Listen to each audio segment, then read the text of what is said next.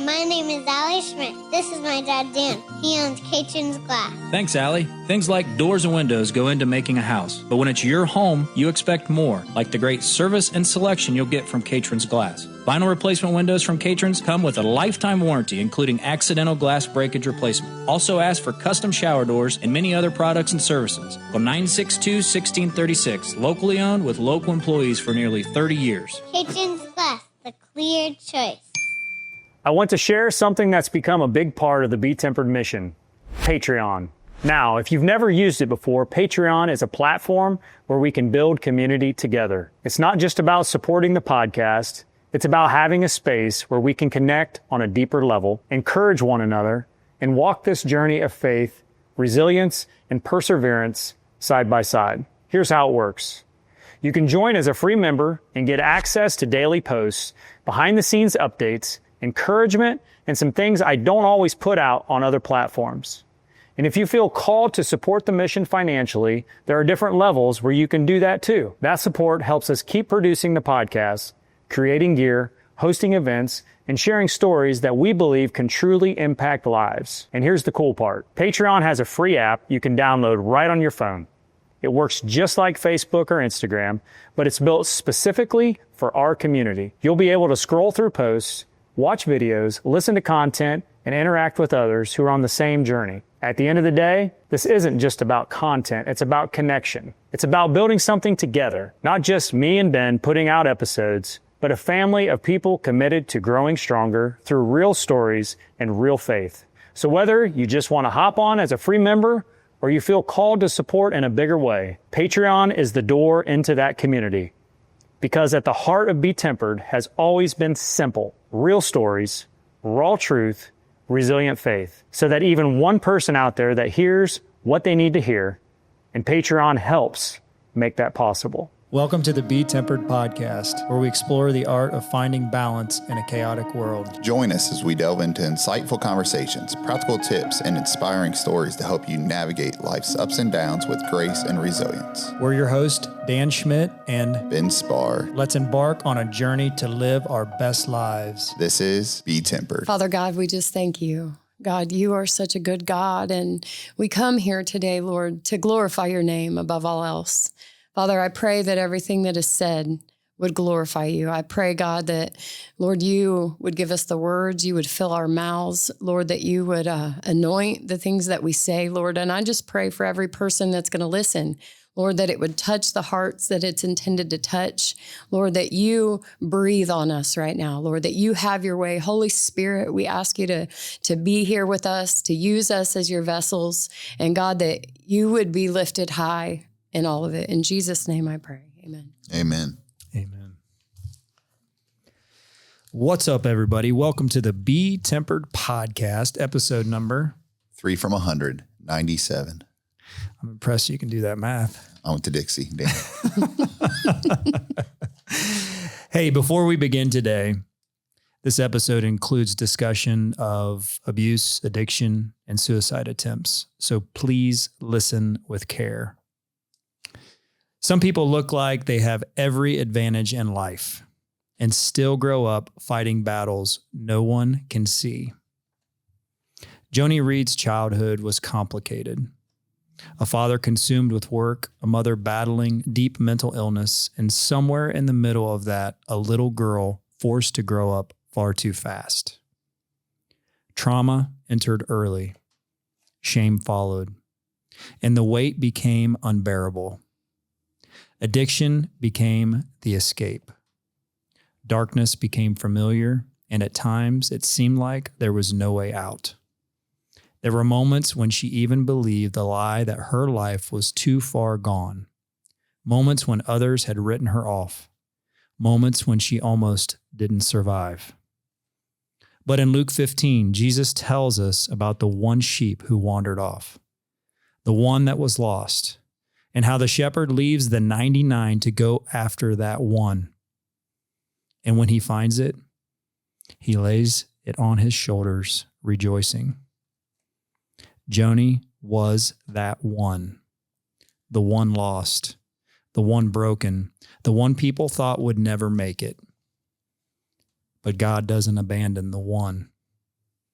Today, Joni stands on the other side of the fire, clean, sober, restored. And alongside her husband, Donald, she now pours her life into helping other women find freedom through Crossroad Christian Recovery Center for Women here in Richmond, Indiana. Her story is heartbreaking. Her story is raw. But more than anything, her story is proof that redemption is real. Joni, welcome to the BeTempered podcast. I'm excited to be here.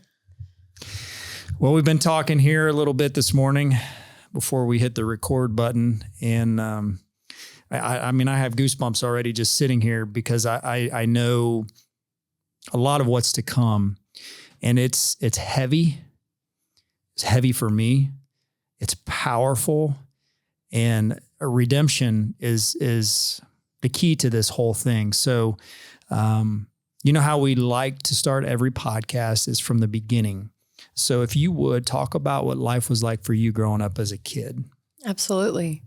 So I grew up on a farm in Laurel, Indiana. My dad was an attorney, small town. And so, you know, everybody knew him. My mom battled with severe mental illness. So extreme manic depressive bipolar disorder. And she would often have bouts of psychosis. And I think that she probably attempted suicide more than 50 times. I can't count the number of hospitalizations. But you know, I was a good student. I did well in school. I lived in a beautiful house, had nice things. I was daddy's little girl, so I was very spoiled by my father. Even though he worked a lot, he always, you know, made time to take me to choir practice and came to all my basketball games and, you know, all the sports I was involved in. So he was very present in that aspect. But he also, you know, was very consumed with his job, you know, makes sense. My mom mostly laid in bed a lot. You know, she was pretty absent just because she was so sick. And so at a young age, I became her caretaker because there wasn't really, you know, anybody else to do it. And somebody had to make sure that she took her medicine every day. You know, there were some days she couldn't even, you know, get out of bed to get herself to the bathroom or, you know, and there wasn't any like, you know, making supper or cleaning the house and stuff like that. So I kind of stepped up. I was a very responsible child. And I really enjoyed when my parents, you know, recognized that I was making good grades or very performance-based type of love, you know. So when I would clean the house or, you know, organize the cabinets or do things like that, you know, my dad would always recognize that, like, hey, thank you so much or whatever. And so I love that, you know, just being recognized by my dad. And so I was always looking for his approval and everything. And so that really fueled me as a young child growing up. I wanted to be perfect, you know, always setting that standard. I was a straight A student. And I remember like my dad, he was always one of those dads that is pushing you to do better because he wants you, you know, he's got high expectations and he thinks you're going somewhere. And so he's trying to kind of kindle that fire in you as a child. And so I bring home all A's, but I get an A-. And he's like, what's this A- about? Like, what happened here? You know? And so I was very perfectionistic as a child. Very frustrated a lot because I felt like I should be able to, you know, help my mom. And it seemed like no matter what I did, like she didn't get better. And so like I was constantly carrying that burden, you know, sitting at school and just worrying, you know, about her that like, is she going to kill herself while I'm at school today? Am I going to go home after school and find my mom dead in bed? I think I was probably 10 years old. And my mom was suicidal. She got a shotgun and her and my dad had got into a fight. And so she went and got a shotgun out of the closet, loaded it, and was pointing at herself, you know, that and pretending like she was going to kill herself with that shotgun. That was pretty traumatic as a child, and just standing there and feeling like, I don't know what to do. And so like, I just ran at her, to try to stop her, which she didn't do it, thankfully. Lots of times, I remember laying in bed one night with her and her telling me, I mean, I'm a little kid, maybe like 11 years old. And I'm laying in bed with her because she was struggling. I was trying to make her feel better, and her telling me like, you can have all my furniture. And I was like, why are you saying stuff like that? Like, I didn't understand as a child, like, what are you talking about? And then she told me laying there that she had taken an entire bottle of Xanaxes before we laid down. And so she probably wasn't going to wake up.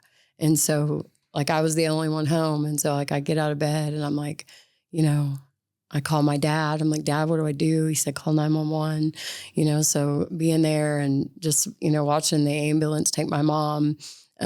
So stuff like that, almost became common in my childhood. You almost get like desensitized to it after a while, which sounds outrageous that you can like, that can become normal. But it kind of was, when I would get off the school bus every day, I would like mentally prepare myself as I walked up the driveway to what mom am I going to have when I walk in the door? Like, is she going to be sometimes she would go like on these drinking and, just wild and crazy binges and, she'd be fun, like partying, kind of happy. Let's go to the river and whatever and take us fishing kind of days. And then there was the days she couldn't get out of bed, that she wouldn't talk to you. There's the days she'd be angry, days she'd be suicidal. So you were always trying to figure out what you were walking into and adjust accordingly as you walked into the door. And so just living, like that, it takes a toll on a child after a while. I think when I was about 10 years old, I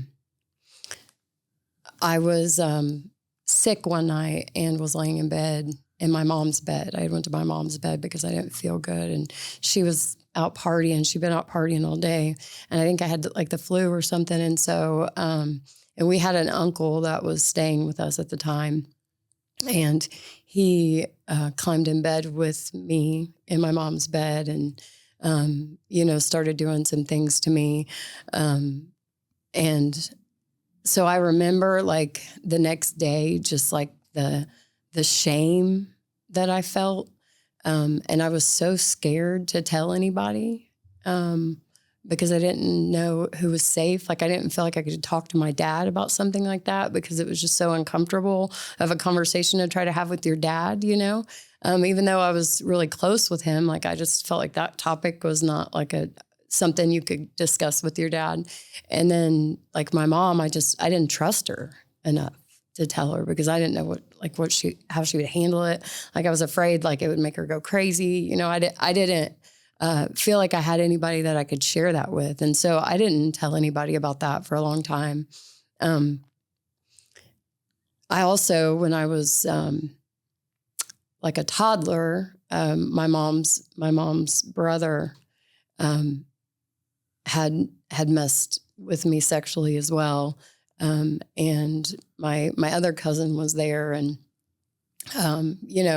so that went on, but I don't recall that. I didn't even know about that until I was older, when she was, in kindergarten or something, she told about it, but, I didn't remember about it.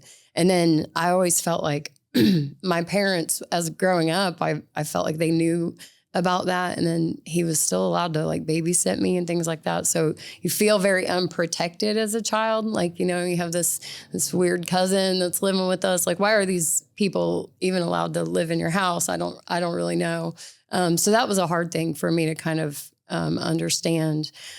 So when I got to be a teenager, I'm very involved in sports. I'm in, chorus. I'm really getting into music at that age. And at the same time,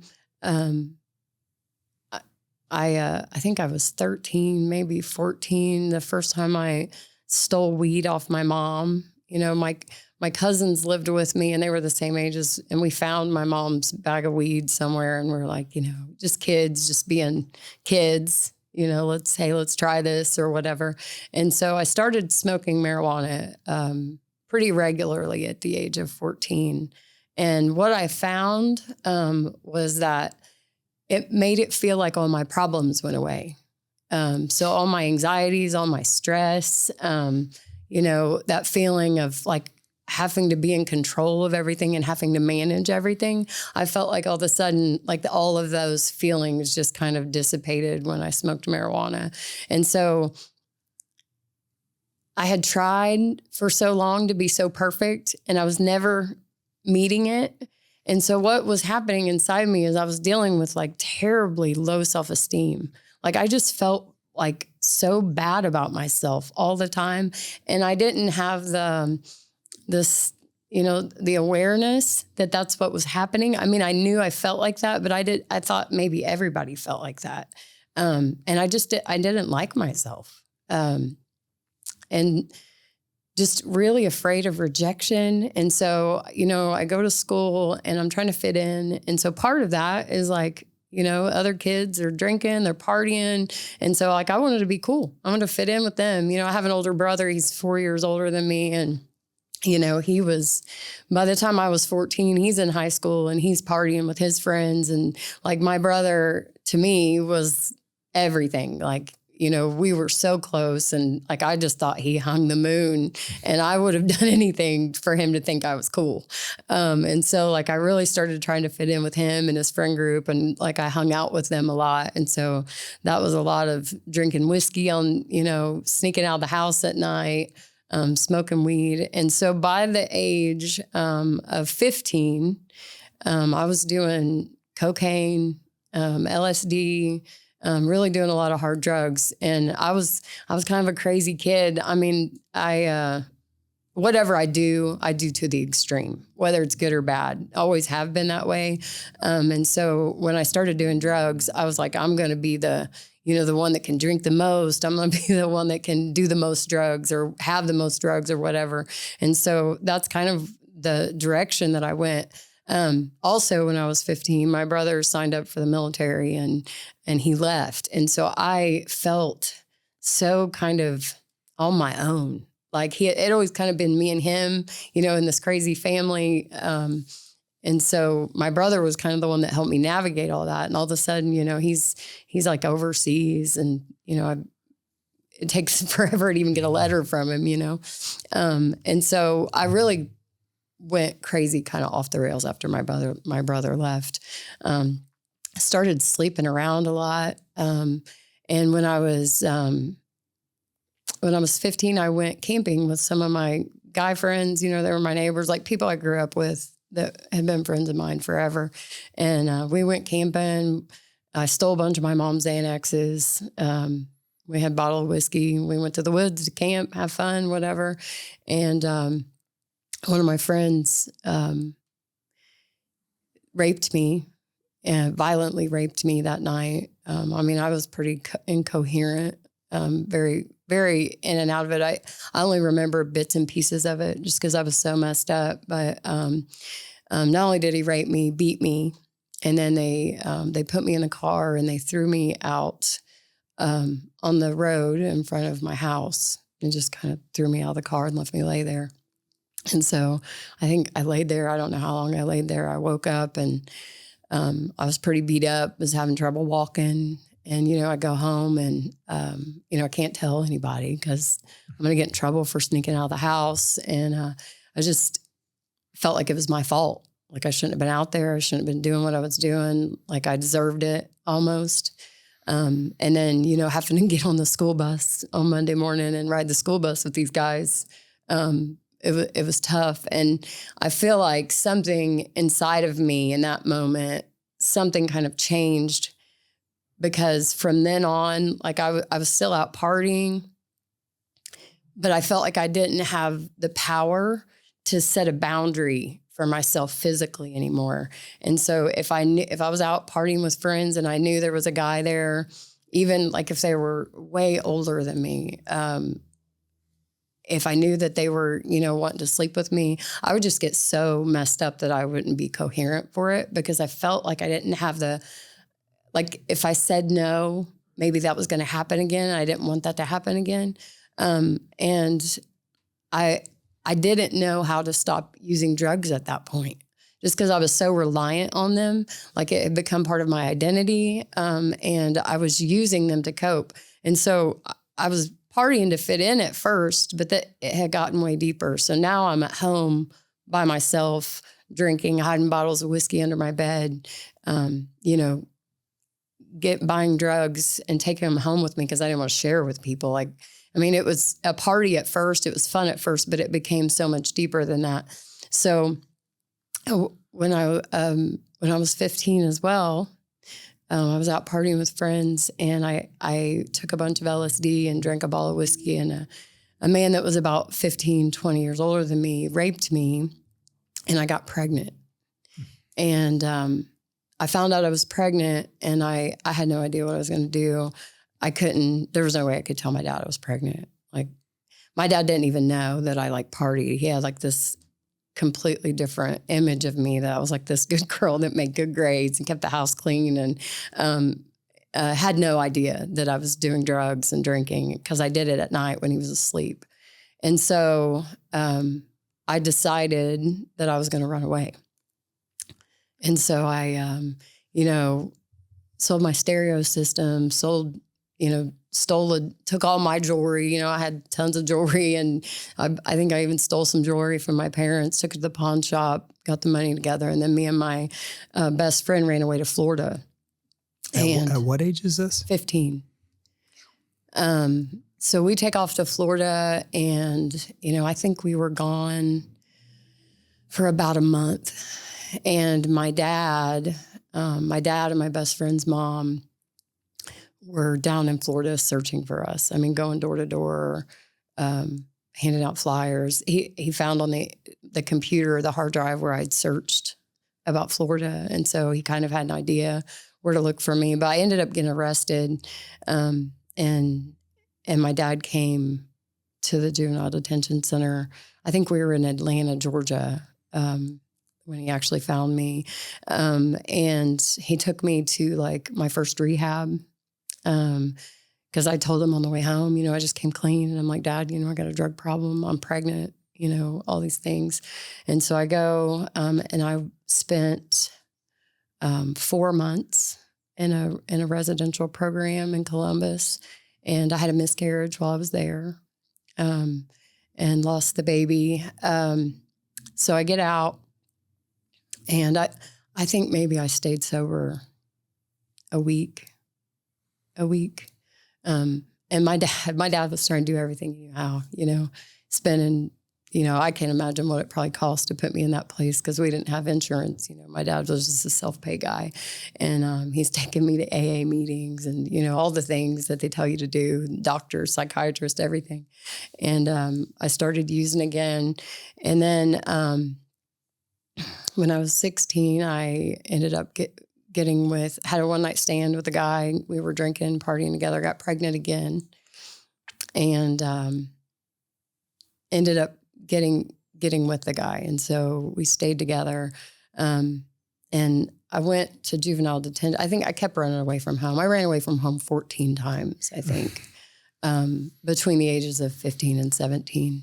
And so I would just take off. I didn't want to go home, because I didn't want to deal with it. I didn't want to deal with what was going on there. I didn't want to deal with my dad being mad at me, because at this point, he knows I've got a problem. He's on to me.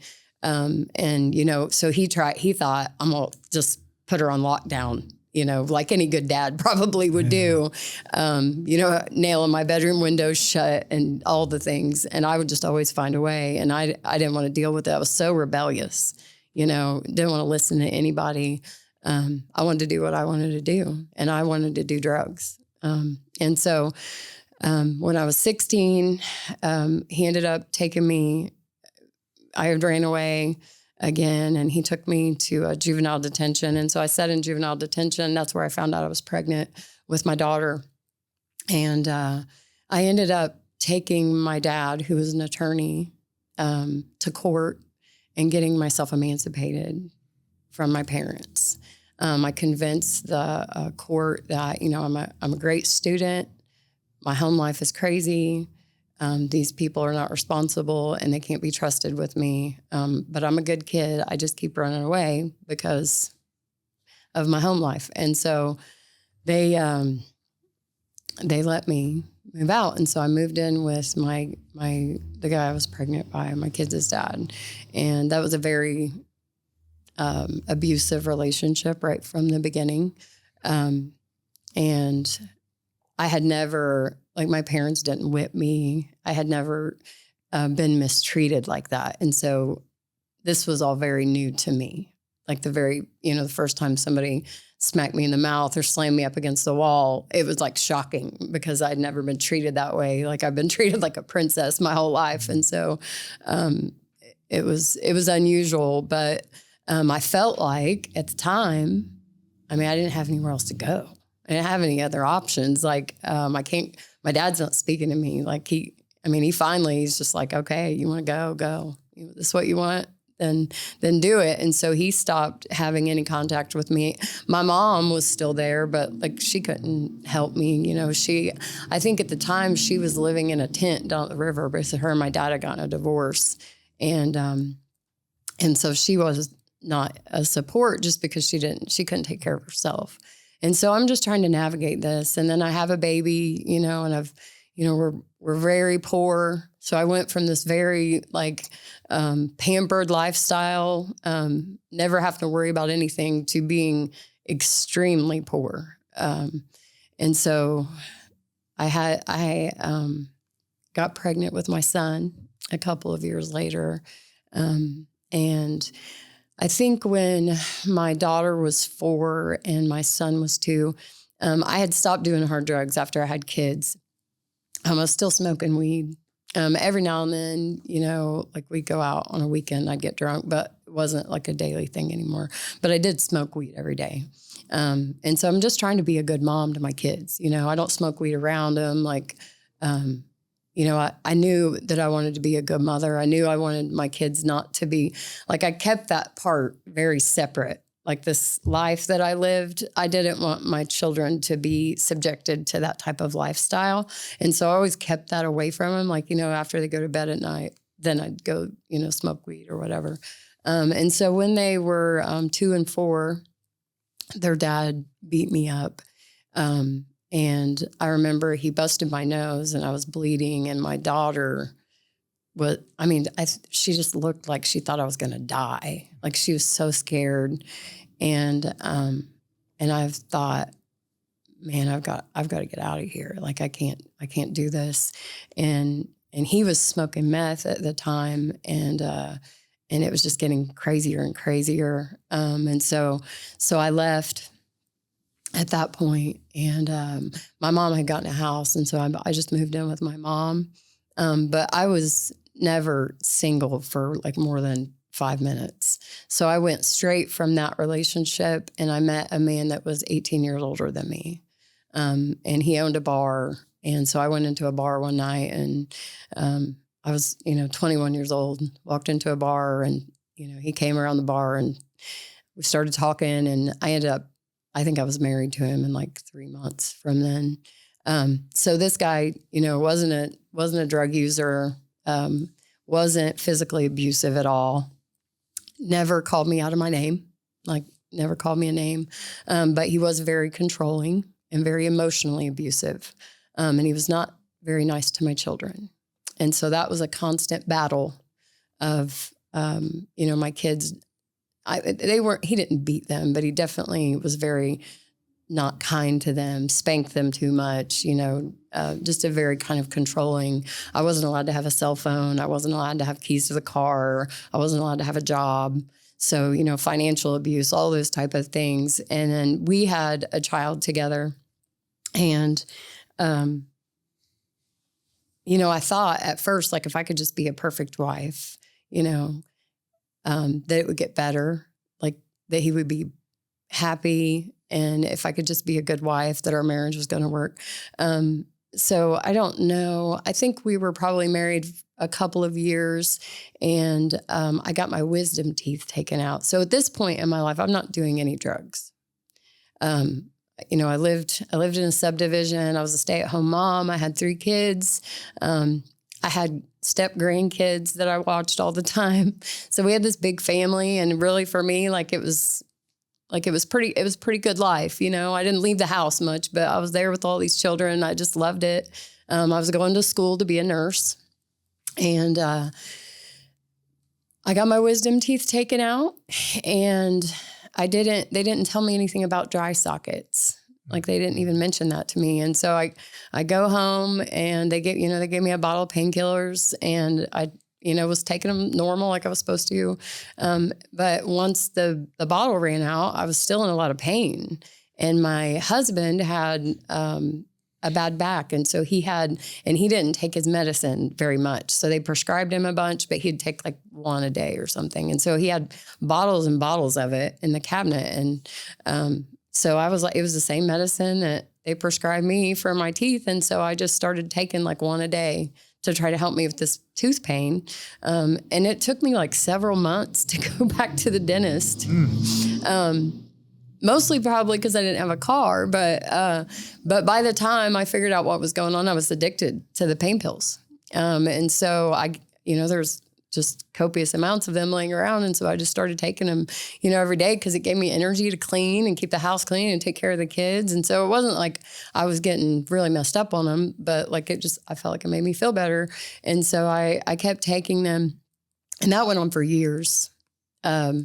That I was taking his medicine. And then one day they switched his prescription to Oxycontin.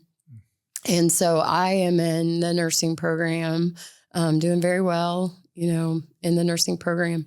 And I thought when he switched to Oxycontin, I thought, man, I'm not going to take Oxycontin because I've heard bad things about it. And I was kind of concerned.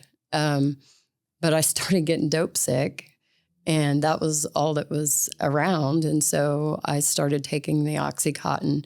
And when I started on Oxycontin, my whole life changed.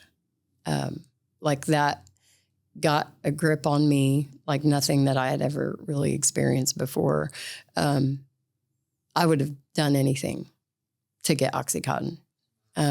So, I started out just taking 1 a day or 2 a day. And then a year later, I'm taking 15 a day, and my husband doesn't have enough to keep me in supply. I'm running him out, and I'm buying him off the streets. And I'm just trying to find people I can hang out with that'll do them with me. I lived in Connorsville at the time, and they were everywhere. So they weren't hard to come by at the time because there were a lot of dope doctors in Connorsville, and just everybody was loaded down with Oxycontin. And so I got extremely addicted. I got to where I was doing 2-3 Oxy 80s a day. And somebody introduced me to an older lady that lived up the road who was prescribed morphine. And so when I would run out of Oxycontin, I would get so sick. So instead of, getting sick, I would go up, and she would sell me these morphines for nothing, $1 a piece or something. And so I started doing them, but they didn't work for me as well as the Oxycontin. And so another friend of mine, my childhood best friend, she was a drug addict, and I hadn't seen her in a long time, but I met up with her, and she taught me how to inject myself.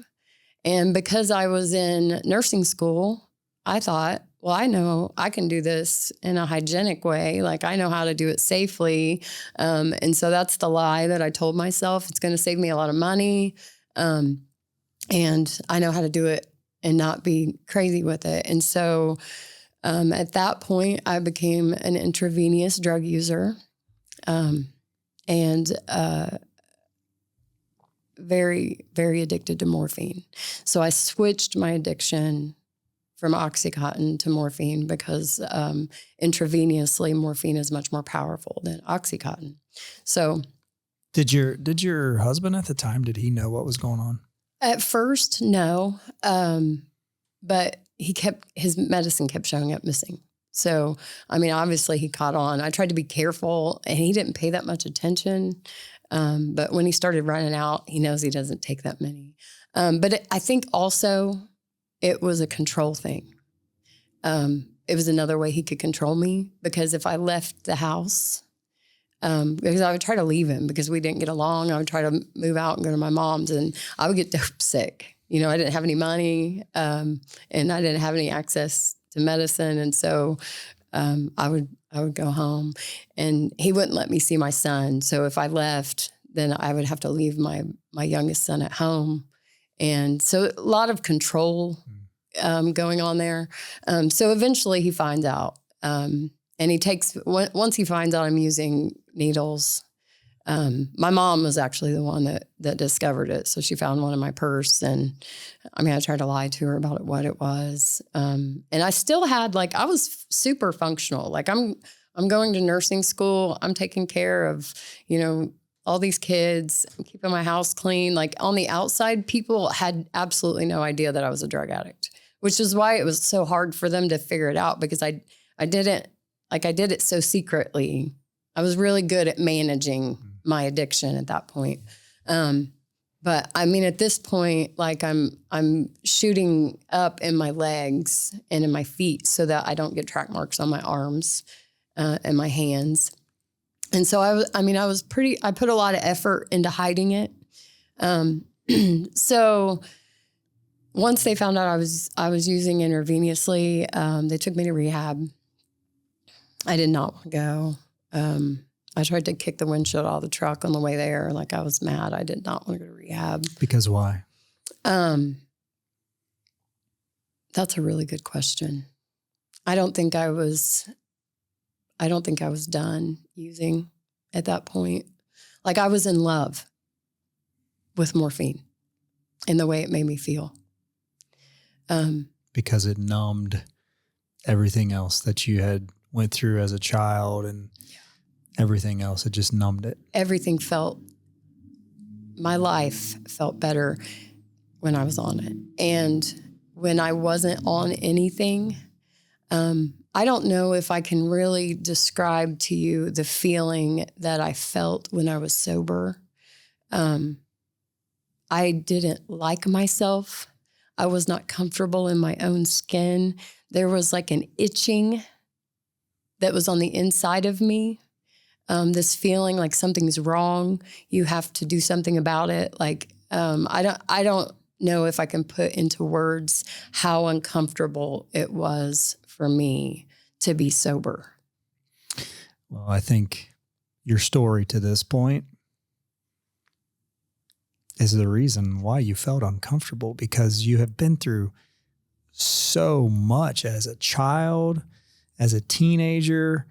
I mean, it's obvious to me, sitting back and hearing this and hearing you explain all this in detail, you know, why when you were sober, you felt like that, because you'd been through so much. You didn't know how to cope, how to comprehend. So the drugs, that was the numbing agent that helped you feel normal in your mind.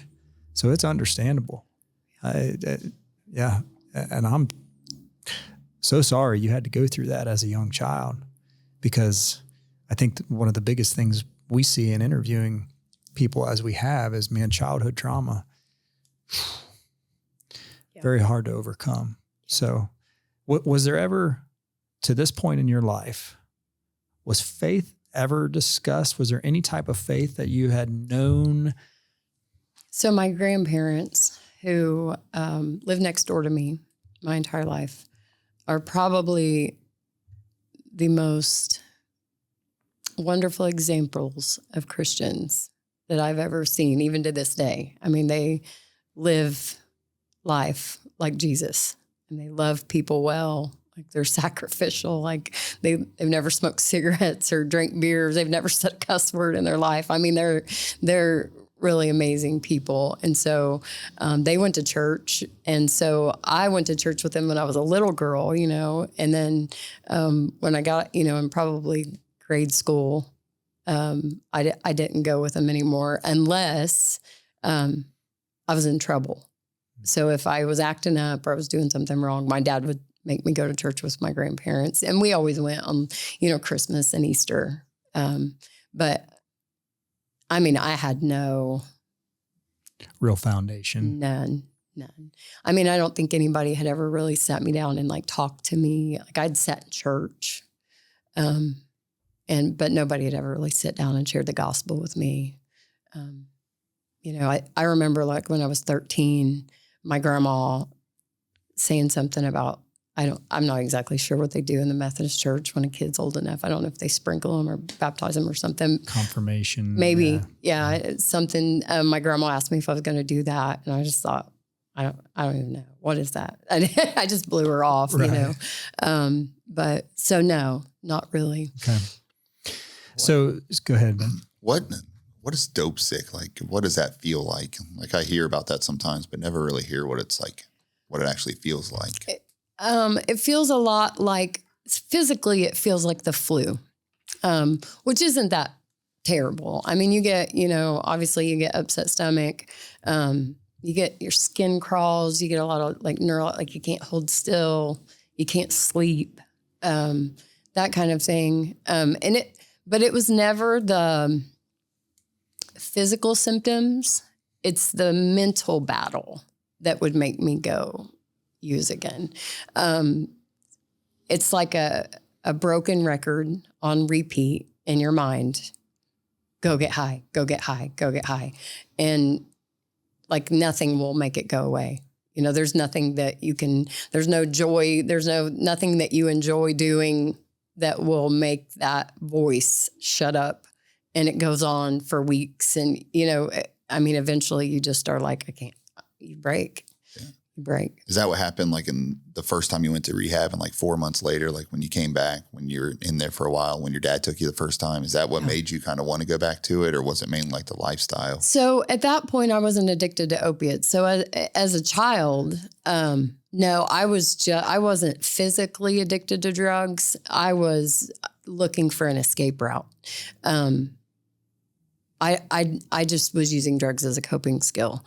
And so when I went back home to my family, it was chaotic. Mm-hmm. And so that was the way that I coped with all that stress, that pressure, that responsibility. Once I got addicted to opiates, it was a completely different situation. I was a lot less under my control after I got addicted to opiates. So, I mean, I ended up going to rehab 3 times for 28-day stays while I was married to my ex-husband. And can you, sorry to interrupt. No, go ahead. Your last day in nursing school. Yeah. Can you talk about that? Absolutely. So I had gotten in trouble months prior in nursing school. So I'm getting straight A's. I'm getting good grades. I'm doing well. I just, I had a drug problem and they knew because they're nurses. And so they recognized. And I was in watching a surgery one day and I started nodding off during the surgery. And so the doctor got extremely upset and said, get her out of my operating room. And so they took me immediately and got me drug tested. And they kicked me out at that point. But my husband was a union steward. And so he fights with people about stuff like that. So he went back to the school and I said all kinds of things that made them take me back into the program. And so they took me back in the program and I had to do a drug test every week. But they didn't watch me. They would just I would go to the hospital and they would give me a cup and they would shut the door. And so I just cheated on my drug tests. And so the very last day of nursing school, it was like 1:00 in the afternoon and at 3:00 I was done. I was never have to go back to school. It was my very last day. It's 1:00 in the afternoon. And I sat down at the table and was, doing my paperwork and I nodded off doing paperwork. And so they said, you're done. That's it. It was your last chance. And so I got kicked out of nursing school on the last day. But probably a blessing in disguise, because if I had continued on to be a nurse with the addiction I had, something bad would have happened. I would have got arrested or I would have, been giving incompetent care to someone because I was under the influence.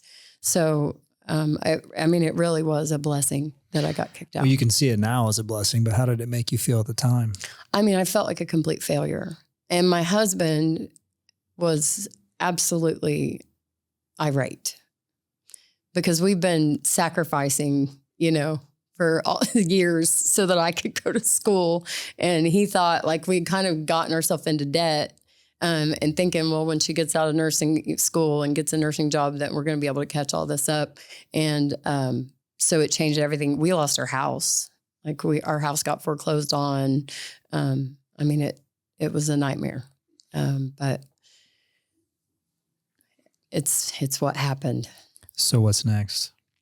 So at that point, after I got kicked out of nursing school, I was on the internet, and I'm like, at this point, like my life is getting worse and worse and worse. And I don't want to be addicted to drugs anymore.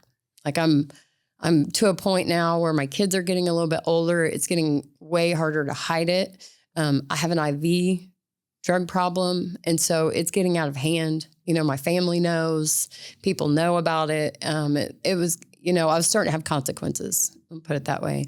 I got arrested, and some different things happened. So I was looking on the internet, and there was a doctor, and I went to this doctor, and they told me about this medication called Suboxone. I had never heard of it. I think it was pretty new on the scene at that point. But I go to the doctor. He said, this drug is going to change your life. You take this medicine, you're not going to be able to get high on drugs. You're not going to crave drugs. You're not going to have any withdrawal symptoms. And I was like, what? Sign me up. Like, sign me up. This sounds amazing. It was expensive because it was a new medicine, so they didn't have any kind of generics, and we had to pay for it. And so it was costing me about $800 a month at that point to be on it. My husband was paying for it. And I get on it, and immediately, I felt high. And I remember my husband saying to me, if this is the stuff that they're giving you to get off drugs, like maybe we should just let you get back on them, because I was nodding off. And, I maintained with the other drugs so well that like I looked intoxicated when I took this medicine. And so I ended up being on Suboxone on and off for 8.5 years. So I would go through periods, I'd be a year and a half. I would take it. I would stay home. I'd take care of my kids, like everything was fine. I slept a lot. I probably slept a lot more than normal people would, but my kids, they just thought, hey, mom has a sickness. She takes this medicine. They had no idea. Like it was like a drug problem. They didn't have any clue. I didn't have anything to do with other people who use drugs. I stayed completely out of it. Something would happen and I would lose my doctor. Like I wouldn't have the money to go, or, I wouldn't have a ride because I had to go all the way to Indianapolis every 2 weeks. And so something would happen that would interrupt it.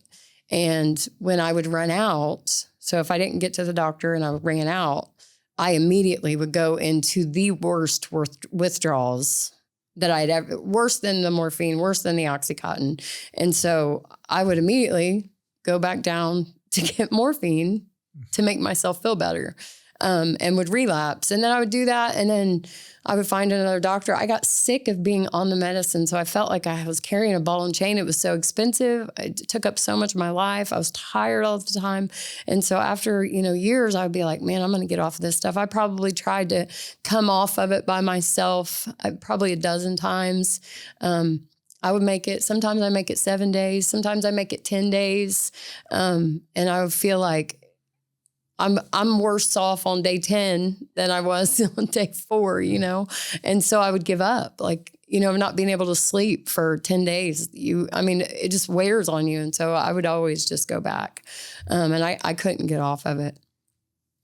And so I was kind of in that place. I was living with my husband, and my kids are older now. So they're 12, 13 and 10. And I was on Suboxone. I'd been on it, for a year and a half, hadn't done any drugs other than that. And I go, all these years, I've been taking care of my mom. So she's been mentally ill all this time. I mean, we've had numerous suicide attempts, but I go check on her like every single day to give her medicine, you know, just being her primary caregiver. She lives alone, you know, bouts with psychosis pretty frequently. And so I go to check on her one day, and I knocked on the door, and I could tell her dog was acting crazy, like something was wrong. And the door was locked. And so like, I go back out to the car, get my keys to unlock the door, and I go in, and Mom's sitting on the floor, and she's slumped over. And I thought at that point that she was probably just drunk, because sometimes she'd just get drunk and, you know, be passed out in her house. And so I assumed at first that's what it was. And so I walked over, and I was going to try to help her get onto the couch. And when I touched her arm, like, she was burning hot. I've never felt a human being that hot in my life. And I realized that as soon as I looked at her face, that she was not drunk. Something was very wrong. So like I had done probably 50 times before, I called 911.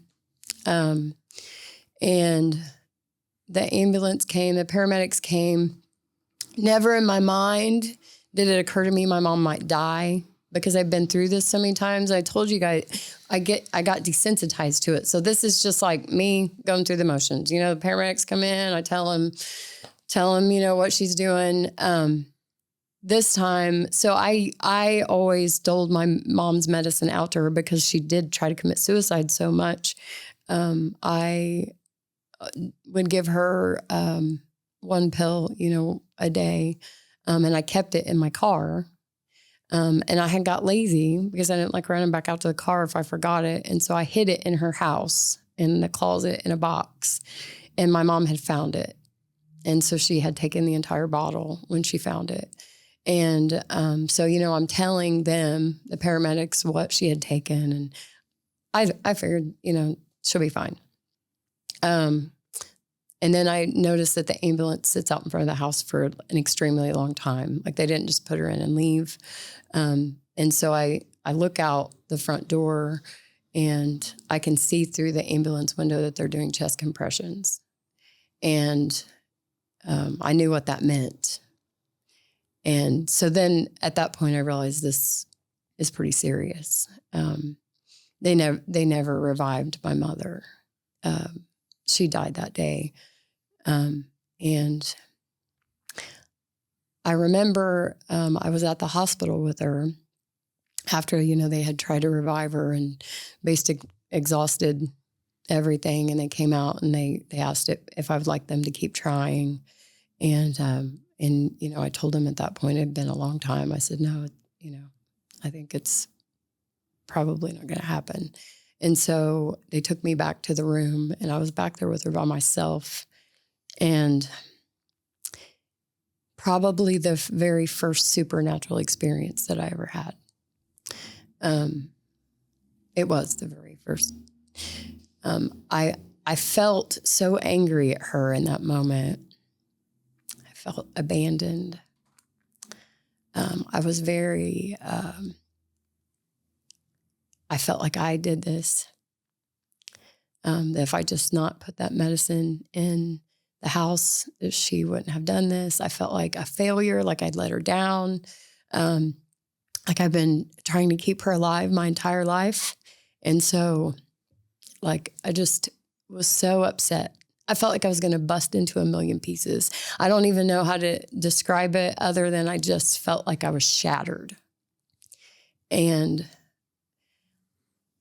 I was sitting there with her, and I was just mad. I just so mad.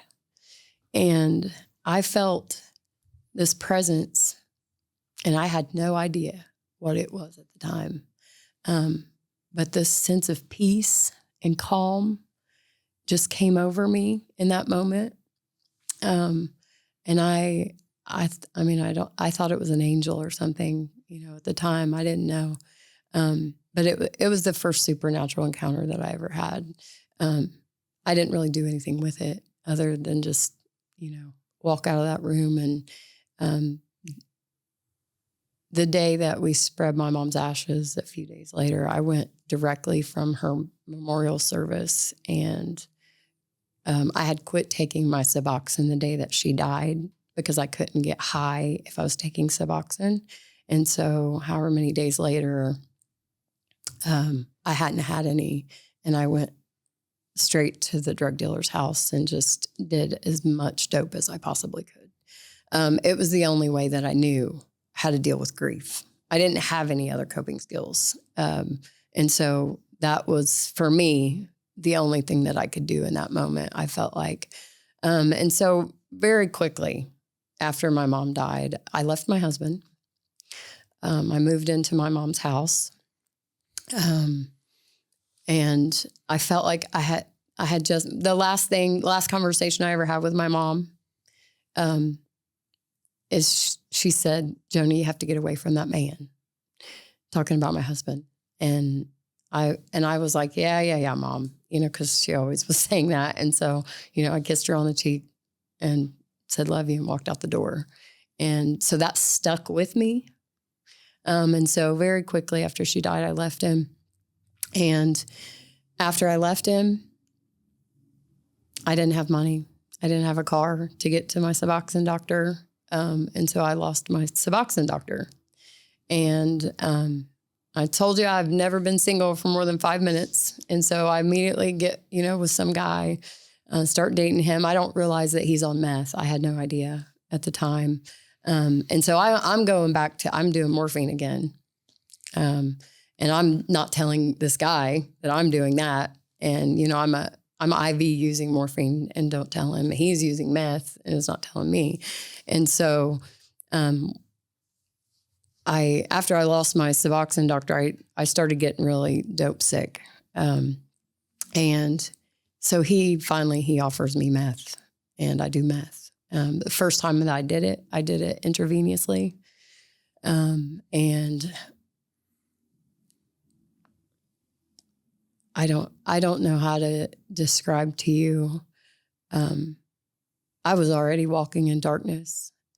But the day that I started doing meth, my life got exponentially darker. I wasn't able to maintain. All these years I've been carrying this addiction around with me, and I've been able to be a good mom. I've been able to be there. I've been, from the outside looking in, I look like a normal person. If you met me on the street, you would not know that I was a drug addict. But once I started doing meth, it was immediately, you were able to tell that I was on drugs. So within 3 months of my first meth use, I had, all my utilities were shut off. I had sold my vehicle. And because my utilities were shut off, I took my kids to my brother's house because we didn't have any heat. It was wintertime. And my boyfriend put a gas-powered generator in the basement so that we could plug a heater in. And because it was in the basement, the exhaust fumes went up into the room, and I got carbon monoxide poisoning, and I almost died. They found me the next morning.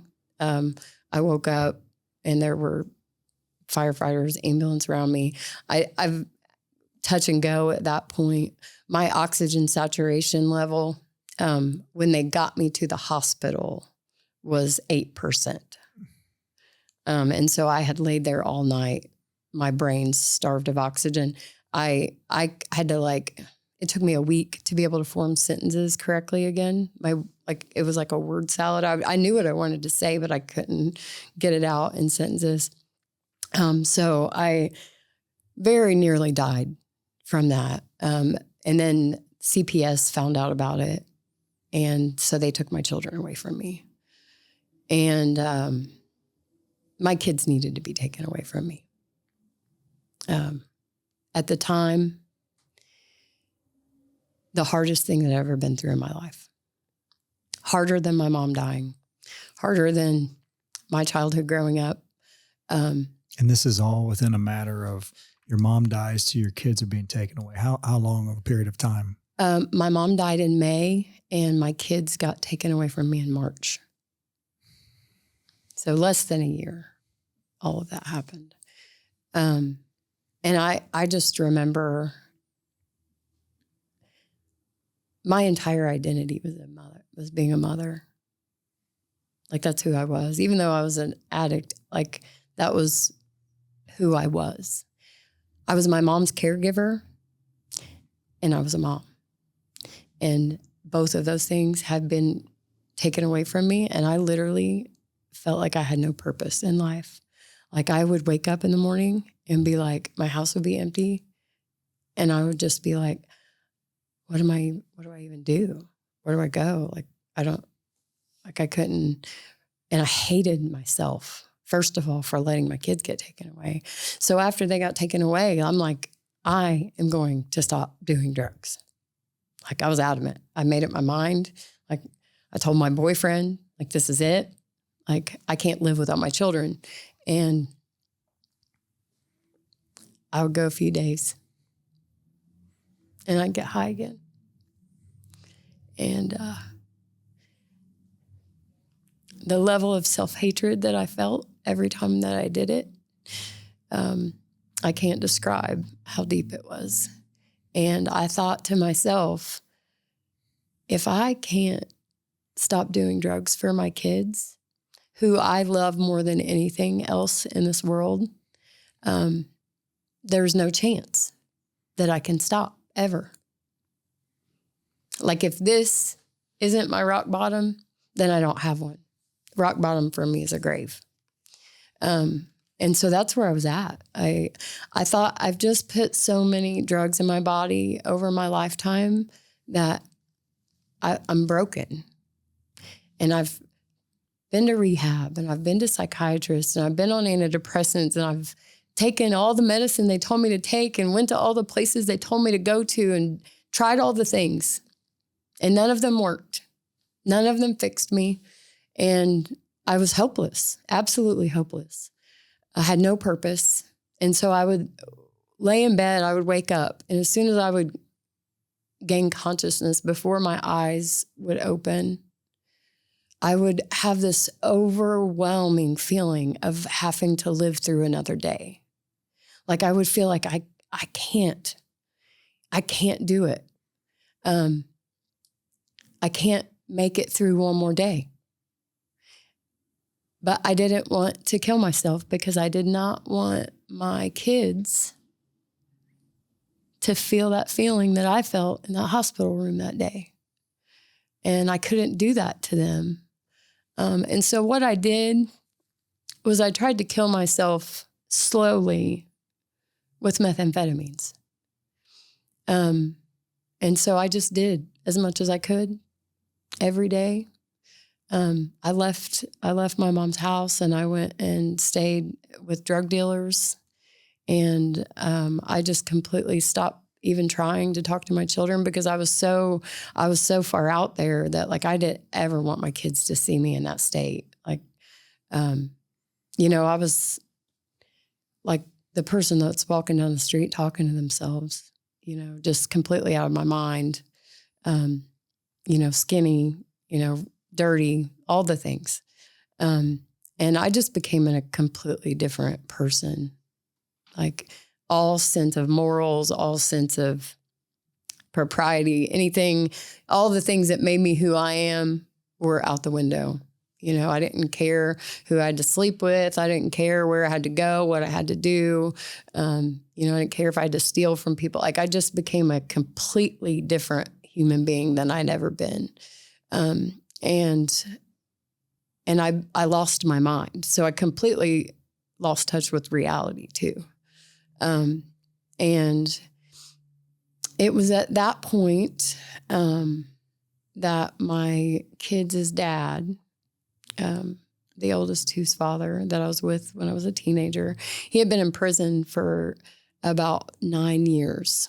And he got out of prison, and I think the first day he was out, I got a hold of him and I offered him some drugs and a needle.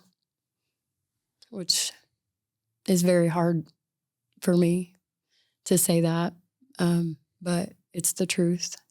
And we got back together, and it was absolutely chaotic because we were both strung out on meth, and I was losing my mind and he was losing his mind.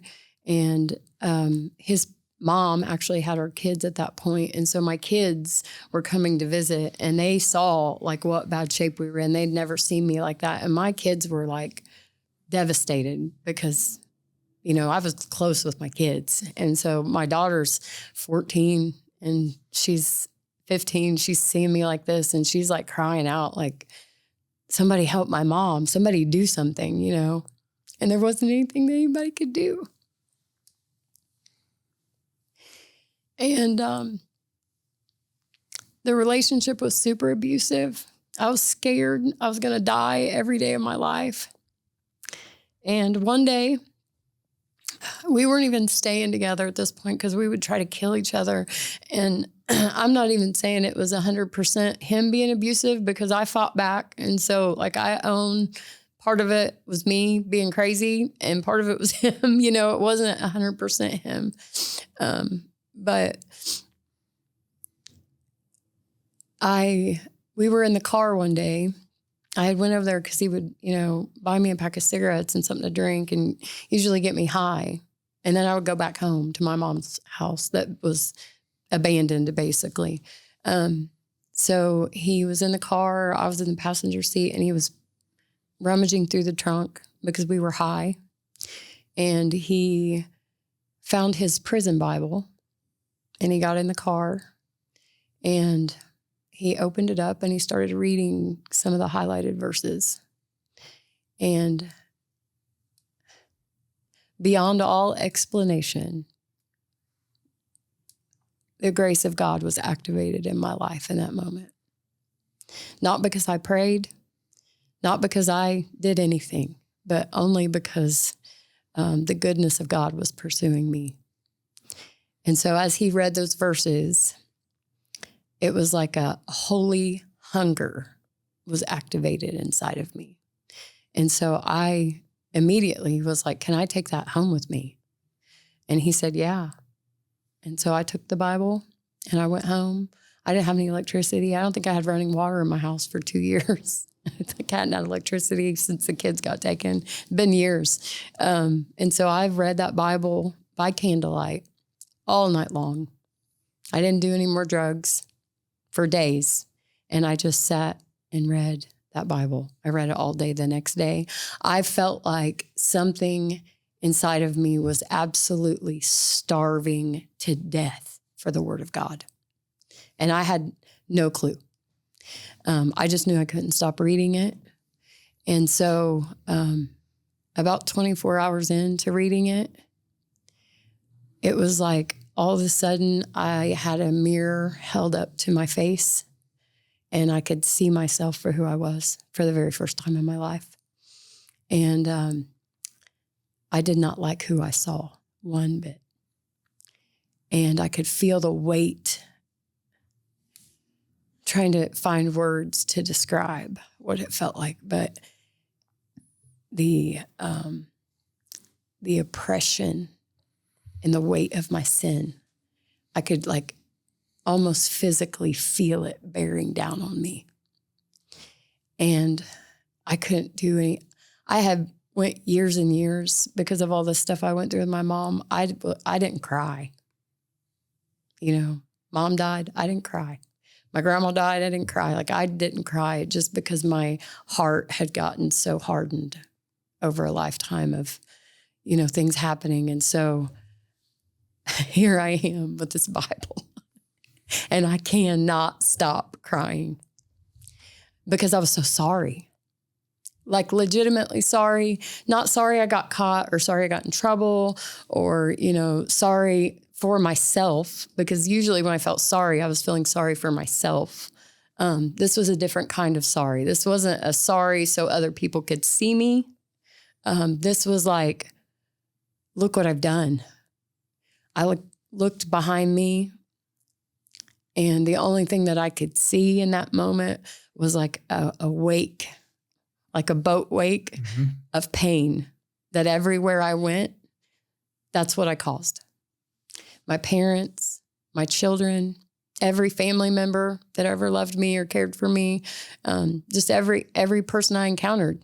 Like I was a walking ball of manipulation, lies, chaos, and pain and heartache. And I knew that. But that was the first time I ever really realized it. And I remember just like crying out to God and saying, I'm sorry for who I am. You know, Joni, when we talked earlier, a week or so ago, you know, I kept hearing, and I heard it again as you told the story of losing your mom and losing your kids. Like I know, and you mentioned it kind of briefly here, but I know that you blame yourself for all of that. Oh yeah. And your actions, you know, you don't deny that the things that you did were because of the actions that you chose, but it's not your fault that you were in those situations and that you were put in that position. I keep seeing that young girl who was molested at a young age. And I can't help but going back to that moment in your life, you know, at a very young age when you don't even necessarily remember, you know, you remember some of that, but it's not your fault. It's not your fault. Thank you.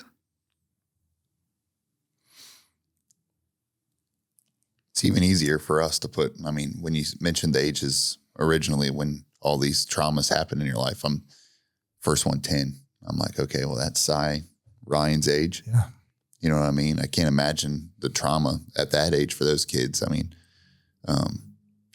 yeah, I mean, we're still trying to figure out how to handle the basic situations of how to react properly and stuff like that.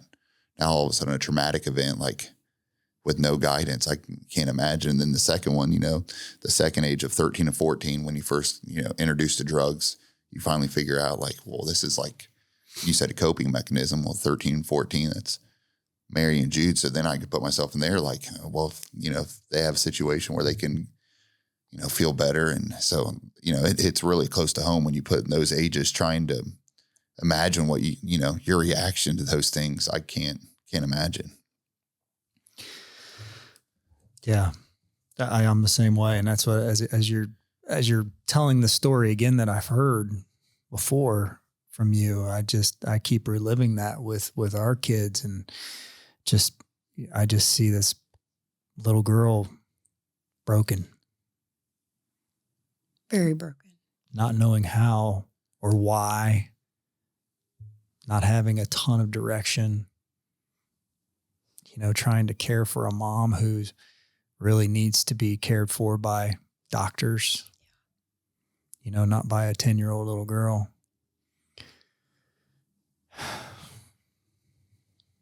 So the Holy Spirit is starting to move in your life. Pick it up from being in that essentially abandoned home with no electricity, no running water. I have a picture in my mind of what it looks like, but then, you know, seeing you sitting there reading the Bible, where does it go from there? So from there, I fell in love. I fell in love with the Word of God. I don't even think I knew like enough to know the difference between the Father, the Son, and the Holy Spirit. So like at that point, I don't even know that I was like in love. I wouldn't have even told you probably I was in love with Jesus yet. But I knew that I loved reading that book every day. I took it with me absolutely everywhere that I went. I didn't walk across the street to get a pack of cigarettes to the gas station without that Bible with me at all times. I had this sense that it was like a shield, like it was protection for me. And I had such a peace. So anytime I was in a scary set, there was a lot of chaos in my life at that time. And so wherever I was at, whoever I was with, I could open that word and I felt that peace. And so it was a lifeline for me. And I didn't have any idea what I was doing, but I just knew I couldn't let go of that lifeline or I was probably going to sink. And so the first thing that happened is I began to get very convicted of one thing at a time. And I think the Lord is so gracious and long-suffering, and he knows exactly where we're at. And he knew how broken I was. And he knew that for me, the only way that I knew how to live was to use drugs. And so he was so gentle with me. It wasn't a get completely perfect now. You know me, you got saved. I wouldn't even have known, did you get saved? I got saved, but I didn't know. I was born again, but I didn't know anything about all of that yet. And so God was just so gentle.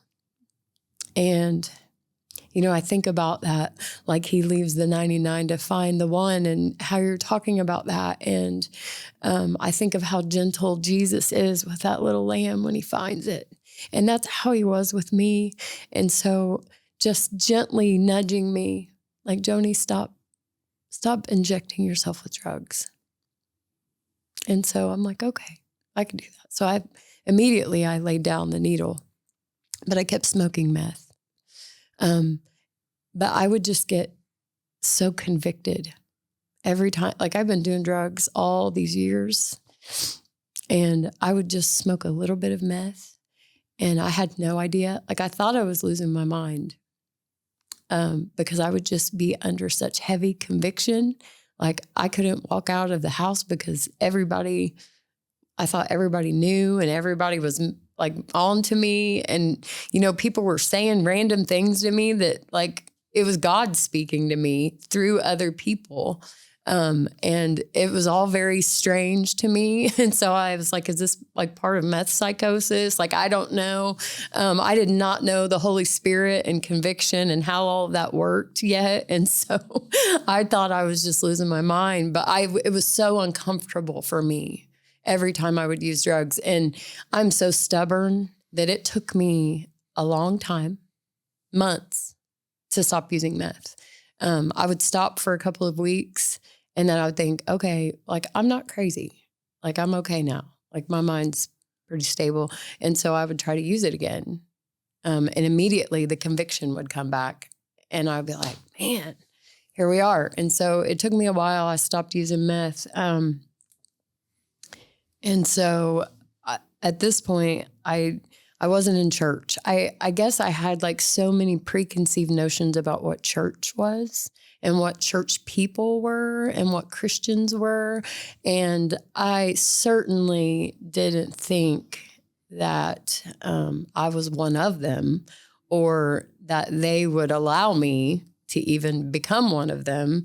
I just didn't feel like I could relate to perfect people. And so I didn't go to church because I was afraid of rejection, really.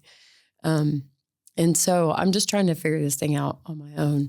And it's very, very difficult.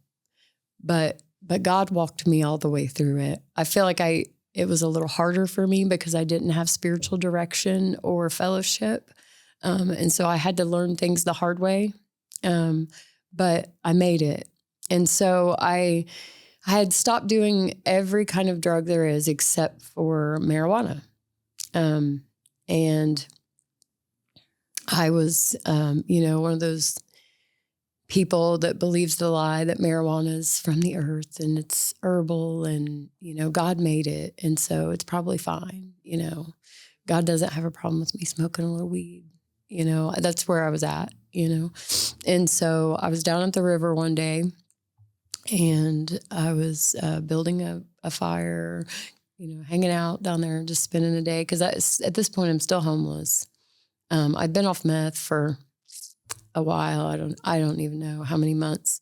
I had tried to check myself into rehab to like get, back on my feet or whatever. They told me like, you're not really doing enough drugs to come to rehab. And so that didn't work. So I'm just kind of wandering around, staying on people's couches, trying to figure out what I can do.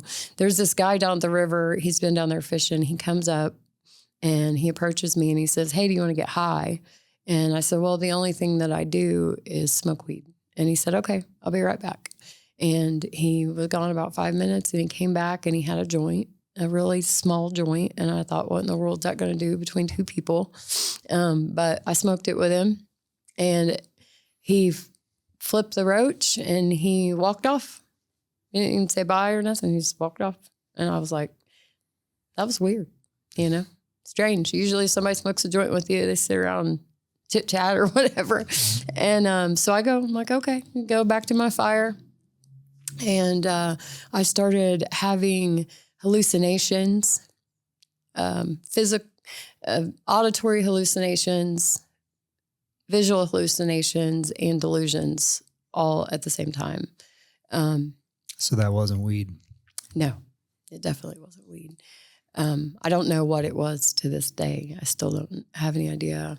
They tested me and it didn't show up as anything. So I'm not exactly sure what it was. I think possibly it was marijuana dipped in formaldehyde, which is the thing that causes hallucinations, and seems to line up with the symptoms that I had. So I, at that point, I started hearing voices. So my dad's voice was the main voice that I heard.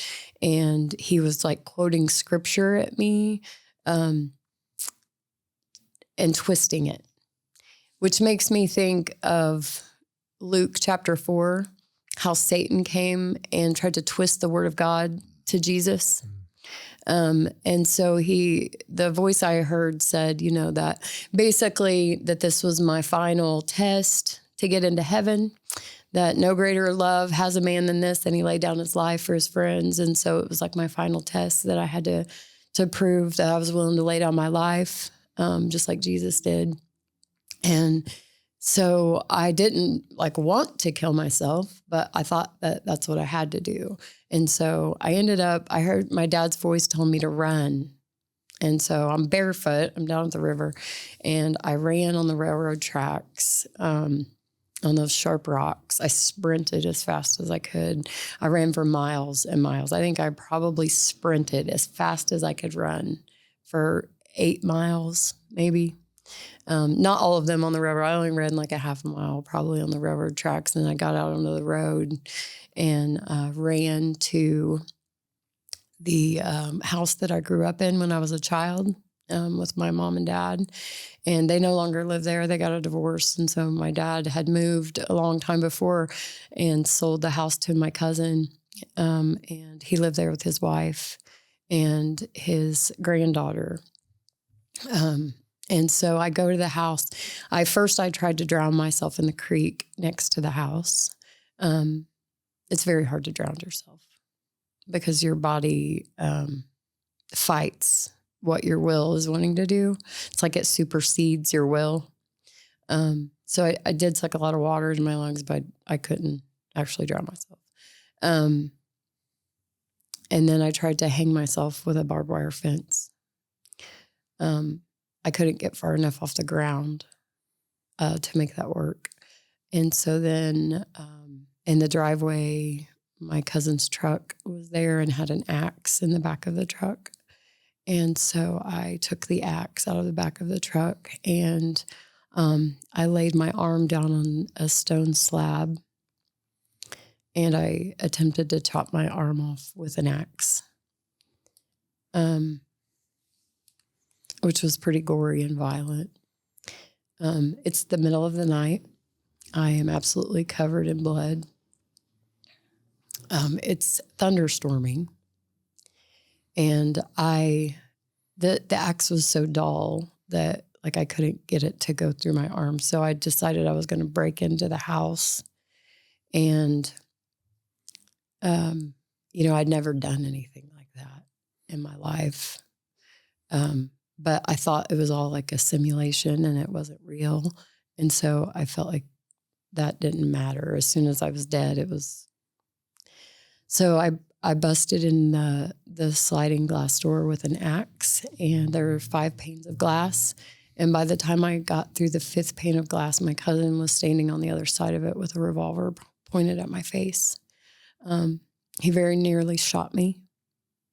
And at the last second, he realized it was me. And so he didn't. I really feel like Satan tried to kill me that night. And he got me down and he restrained me, and they called an ambulance and the police, and I was taken to a psychiatric facility. When I got to the emergency room, I wouldn't even let them stitch up my wounds. They had to sedate me because I still wanted to die. And I couldn't understand why they wouldn't just let me. I was pretty upset about that. And so I went to Muncie, to the hospital, to stay on the psychiatric unit for several weeks. It took me probably about a week to come back to reality, because I just kept thinking, when I get out of here, I still have to get this job done. Like, I still have to die. And I hoped that I hadn't missed my window. So it took me about a week to come out of that, for the drugs to wear off. And when I was released from the hospital, I had a warrant out for my arrest, which I didn't know at the time. I had a breaking and entering charge.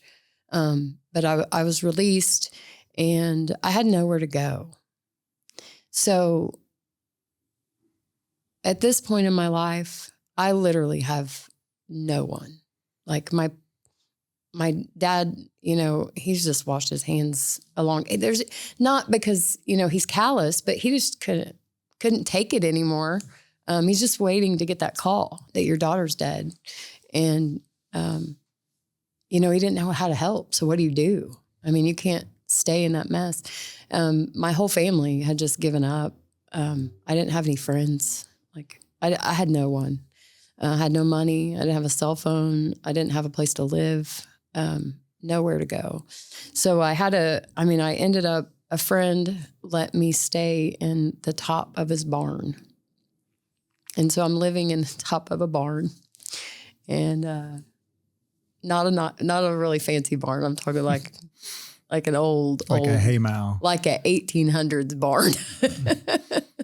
And I'm living up there.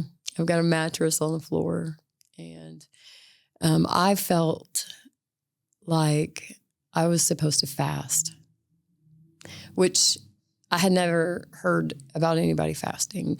So I'm like up in the top of this barn. I don't have anywhere to go, anybody to talk to. And so I just sat up in the top of this barn for like a month, just reading the Bible and praying, because I didn't really have any other way to go. I didn't know what to do.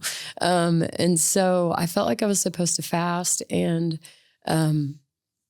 like I said, I talked to a few people about it, and they're like, Joni, people don't do stuff like that anymore. I think it's like thousands of years ago they used to do that. And I'm like, I don't know. Like, I really feel like I'm supposed to. And so I did. I fasted for 5 days.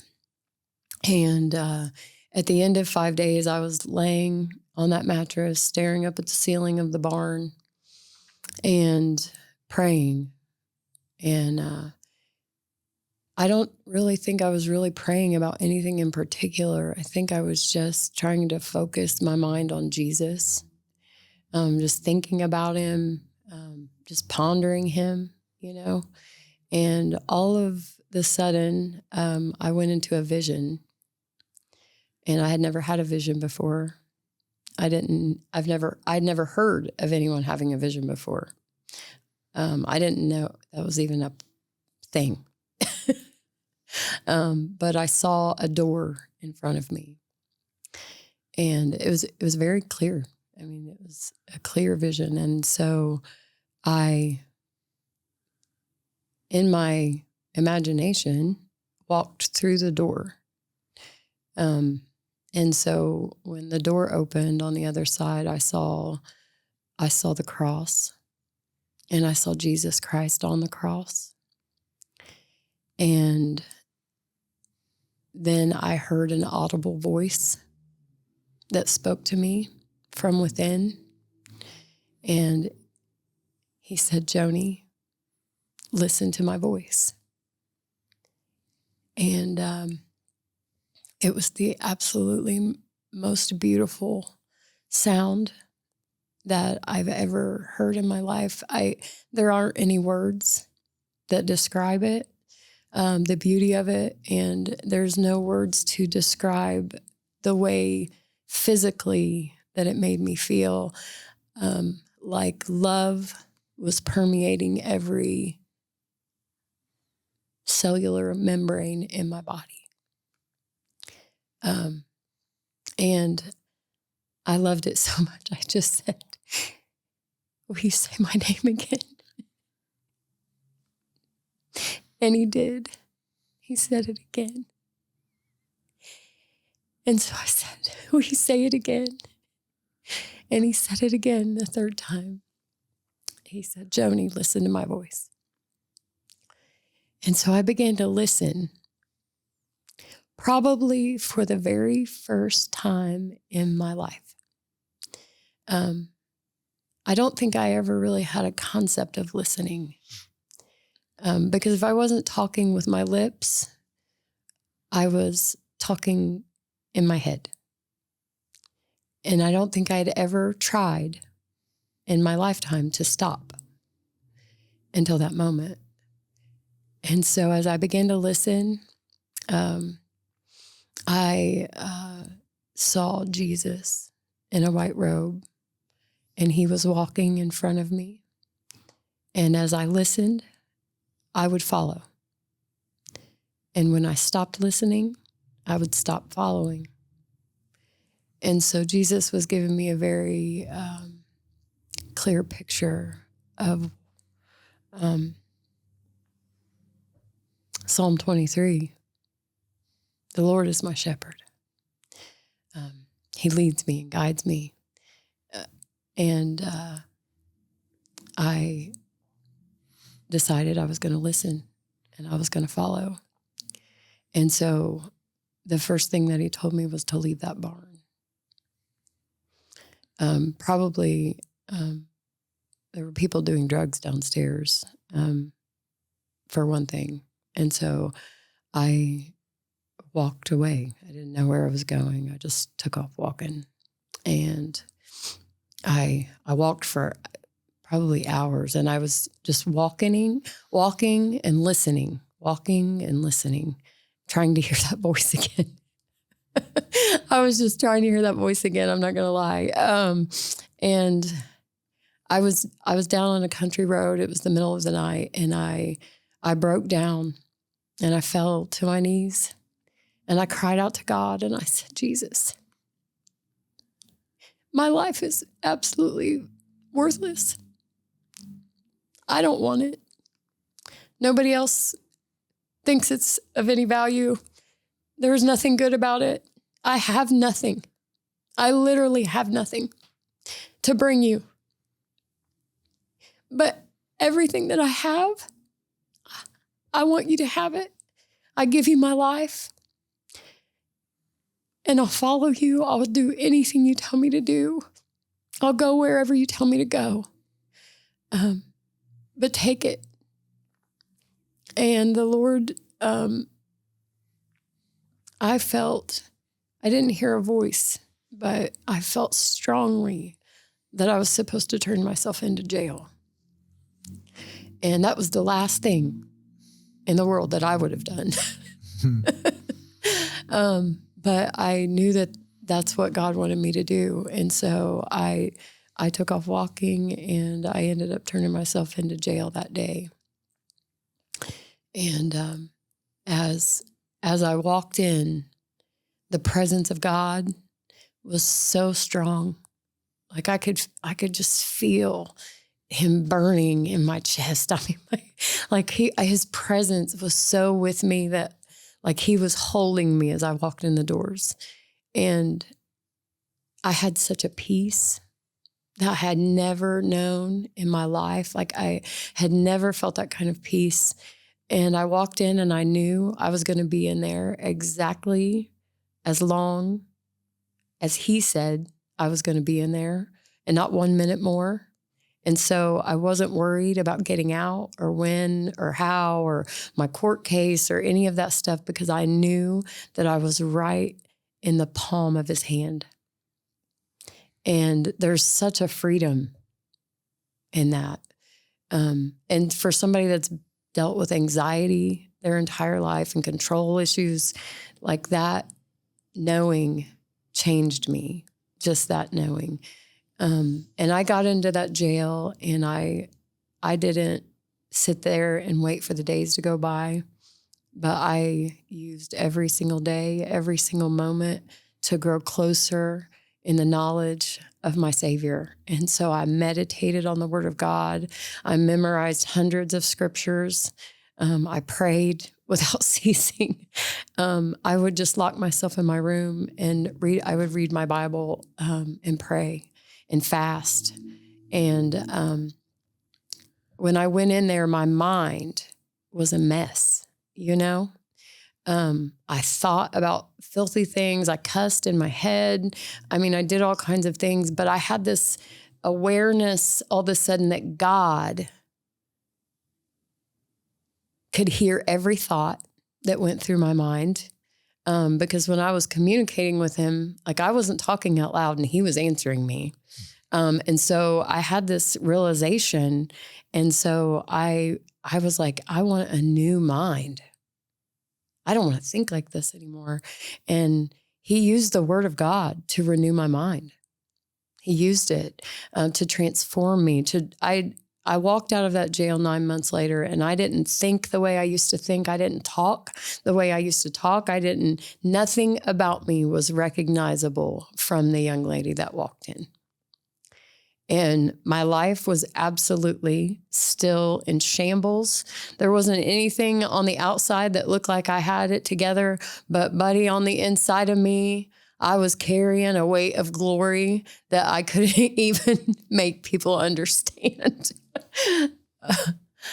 And my life's never been the same. My life has never been the same. When I was in jail, I remember I would get up really early before anybody else so that I could sit at the table and read the Word by myself outside of my room sometimes. And I was sitting there one morning, it was probably 5 a.m., and I was reading through the entire Bible for the first time. And I was in the book of Isaiah, and I got to chapter 43. And it says, "Hear, O Israel, O Jacob, who formed you. Fear not, for I have redeemed you. I have called you by name, and you are mine. And when you pass through the waters, I will be with you. And through the rivers, you will not be overflown. And when you walk through the fire, you will not be burned, nor will the flame be kindled upon thee. For I am the Lord thy God, the Holy One of Israel." And as I read those words, it was like Jesus Christ himself was speaking them to me. And I knew whose I was. And I knew that all of that stuff that had happened in my past didn't define me anymore. And I just knew that I belonged to Jesus, and he belonged to me. And it changed me. It really changed me. Do you know what? Man, this just hit me in the mouth. Isaiah 43:2. Since we started BeTempered. That's our Bible verse. I have it on a t-shirt. Yeah, I'll let you borrow it, but it's actually mine.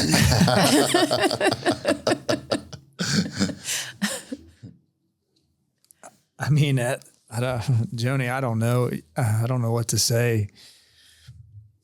You know, you hear a lot, the closer that you get to God, coming from what you came from, what you had done throughout your life, the challenges you'd faced, the drugs, all the things. And then that Bible comes out that came from a prison. And you start to read it. The devil gets mad. Oh, yeah. Because you were easy for him your whole life, right? He had you right where he wanted you. He didn't need to worry about you until that Bible showed up and he tried to kill you. Yeah. And maybe that was the test. But who always prevails? Jesus.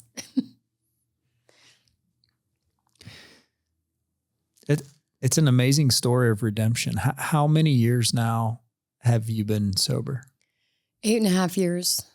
And not only have I been sober, but I can sit here and say to you that since I heard him call my name, I've not wanted to use drugs. I've not had a thought cross my mind, not one desire, not on the worst day that I've had that I say, man, I'd like to just go do a little. I've not had one desire in 8.5 years. And that is the delivering power of Jesus Christ. What are you doing now? I am the executive director at Crossroad Recovery Center, which is my fancy title. I'm not really into titles.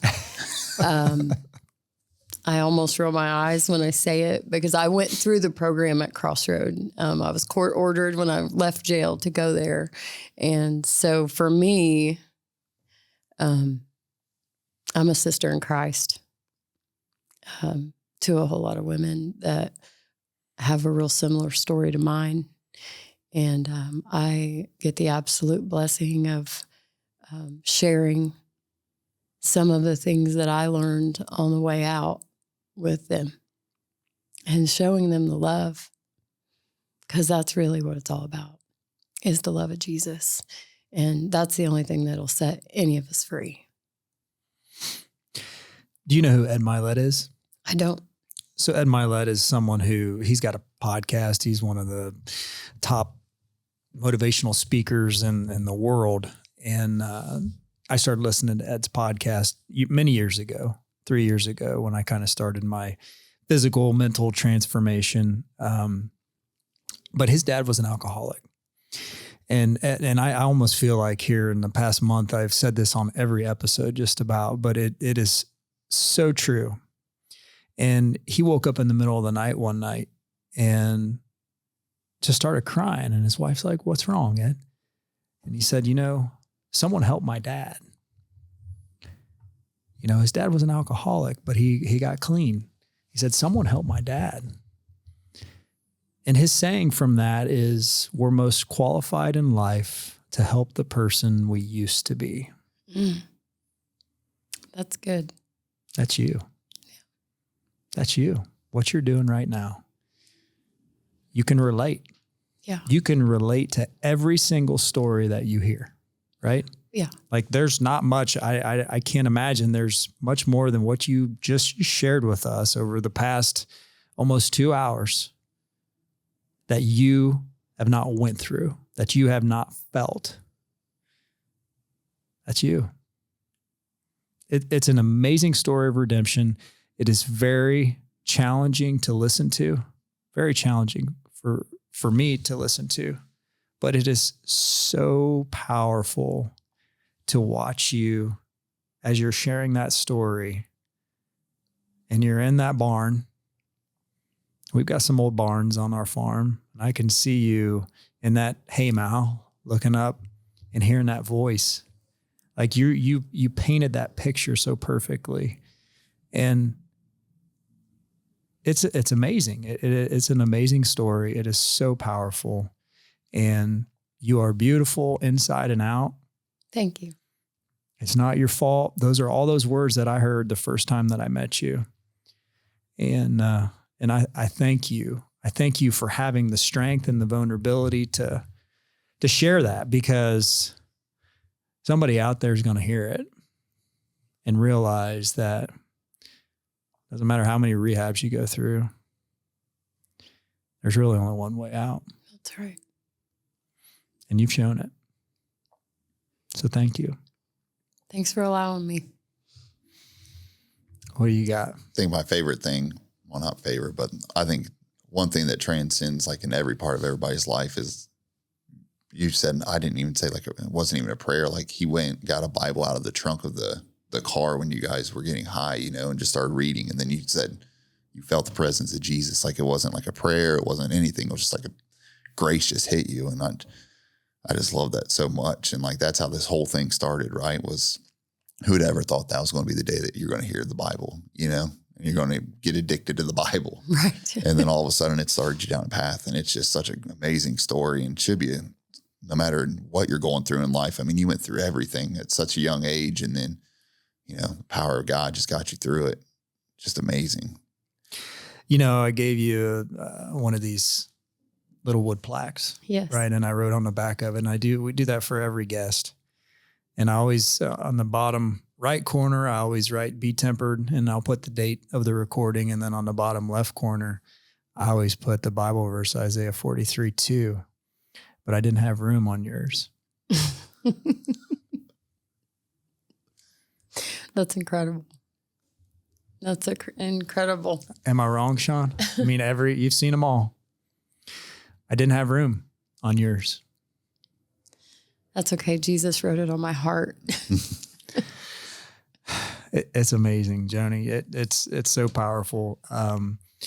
And the other part of this story that we'll hear next week is your husband's story, Donald. And I'm excited for people to hear that, because it's another story of redemption.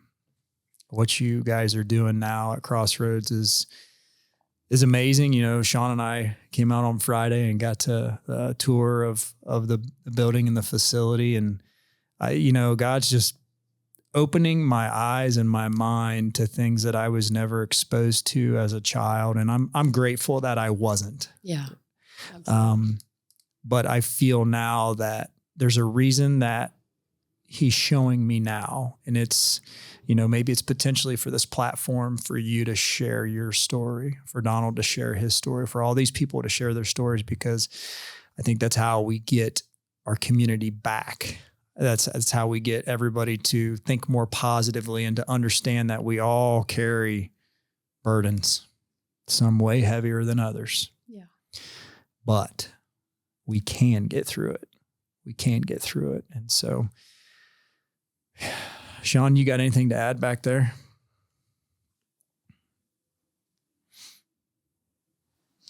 It's probably one of the most powerful testimonies I've ever heard in my life, if not the most powerful one.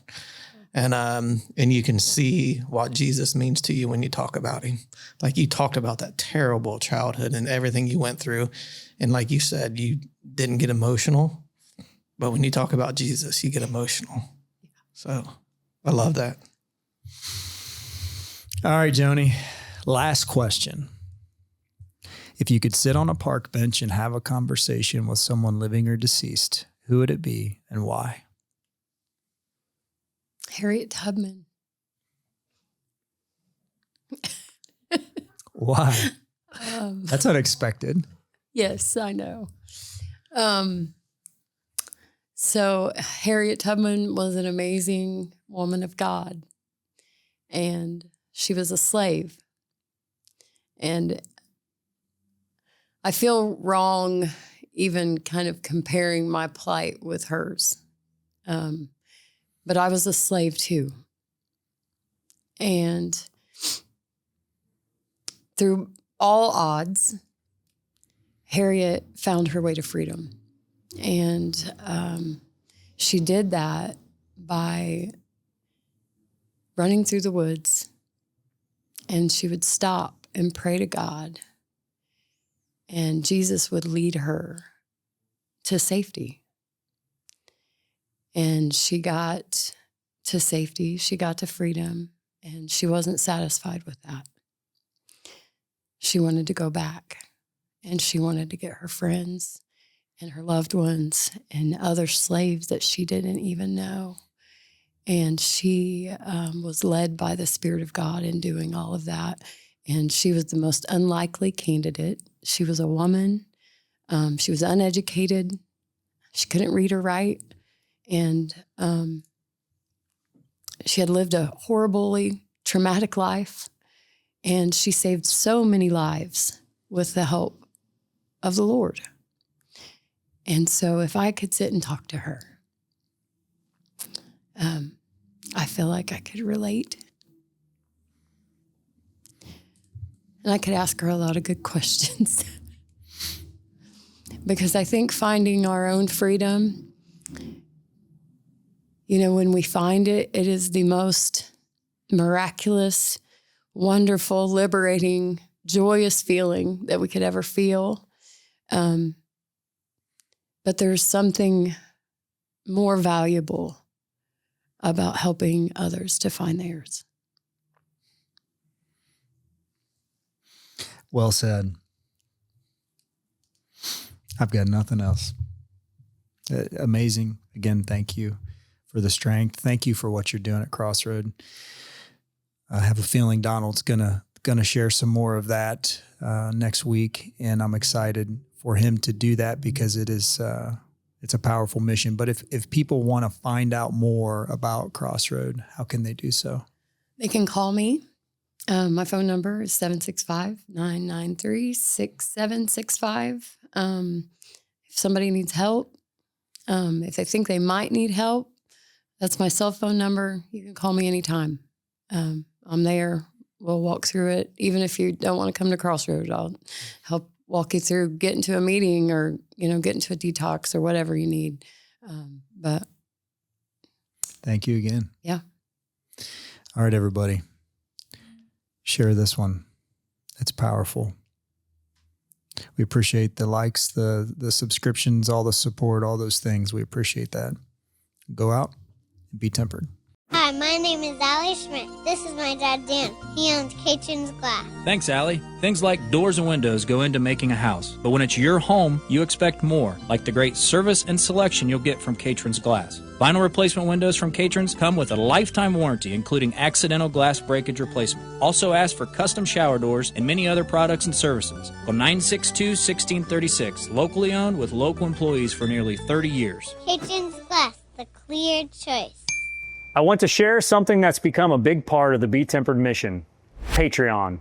Now, if you've never used it before, Patreon is a platform where we can build community together. It's not just about supporting the podcast. It's about having a space where we can connect on a deeper level, encourage one another, and walk this journey of faith, resilience, and perseverance side by side. Here's how it works.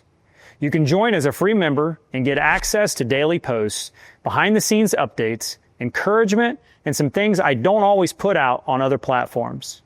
And if you feel called to support the mission financially, there are different levels where you can do that too. That support helps us keep producing the podcast, creating gear, hosting events, and sharing stories that we believe can truly impact lives. And here's the cool part. Patreon has a free app you can download right on your phone. It works just like Facebook or Instagram, but it's built specifically for our community. You'll be able to scroll through posts, watch videos, listen to content, and interact with others who are on the same journey. At the end of the day, this isn't just about content, it's about connection. It's about building something together, not just me and Ben putting out episodes, but a family of people committed to growing stronger through real stories and real faith. So whether you just want to hop on as a free member or you feel called to support in a bigger way, Patreon is the door into that community. Because at the heart of BeTempered has always been simple, real stories, raw truth, resilient faith, so that even one person out there that hears what they need to hear, and Patreon helps make that possible.